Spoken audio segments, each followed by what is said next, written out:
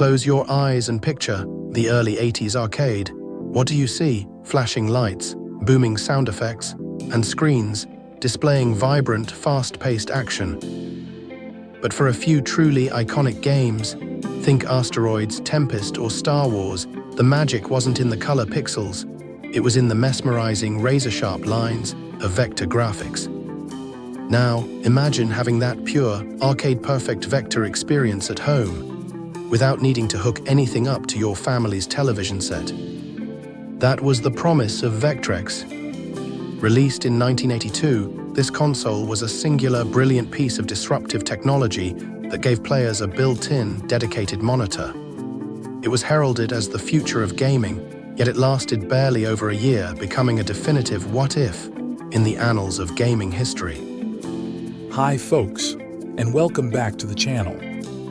Today, we're diving deep into the history of this remarkable machine. How a small engineering firm dared to challenge Atari, why its technology was so uniquely powerful, and the single, unfortunate market event that doomed it to become the definition of a forgotten classic. Our story starts not with a finished console, but with a dream of maximum portability and self-contained design. The concept was born at Smith Engineering, primarily championed by an engineer named John Ross. In the early 1980s, John and his team, including Mike Purvis, Tom Sloper, and Steve Marking, initially envisioned a true handheld device. They called the initial concept the Mini Arcade. The team even managed to create a demo using a tiny 1-inch cathode ray tube salvaged from an aircraft heads-up display. This prototype was revolutionary, but market testing quickly revealed a few issues. Consumers wanted a more substantial tabletop experience, something that truly felt like a miniaturized arcade cabinet, not just a toy. Smith Engineering soon licensed their tabletop design to General Consumer Electric, or GCE, who would bring the Vectrex to market. The name was fitting, a fusion of vector and excellence.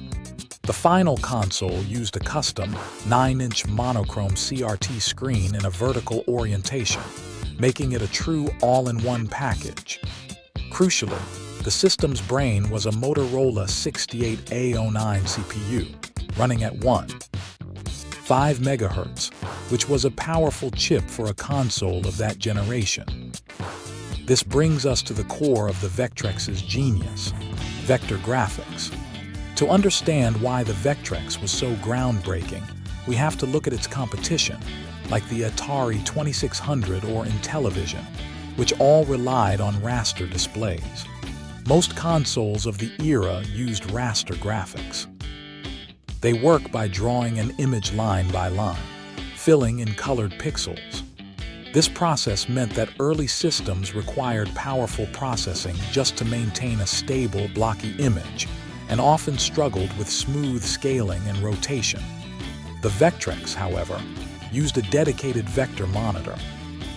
Instead of scanning the entire screen, the 68A09 CPU worked with an analog vector generator to direct the electron beam point to point, drawing lines and shapes geometrically. The result, resolution independence. Since the screen only draws what the game tells it to, the lines are perfectly sharp and infinitely scalable. This analog advantage meant that high-fidelity arcade ports, like Cinematronics' Armor Attack or Rip-Off, looked almost identical to their coin-op counterparts, something raster-based consoles simply couldn't touch for speed and precision.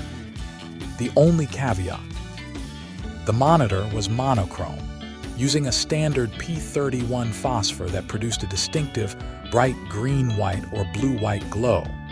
The solution to the lack of color was brilliant and resourceful: the screen overlays. Included with every game cartridge was a translucent plastic sheet that slid right over the monitor. These overlays did three things. They added static, colorful backdrops and borders to give the illusion of color. They provided the title, score legend, and controller instructions right on the screen, and they effectively acted as a custom arcade bezel for every single game. Then there was the controller. Detachable and wired, this small rectangular box was designed to sit on a tabletop, reinforcing that arcade feel.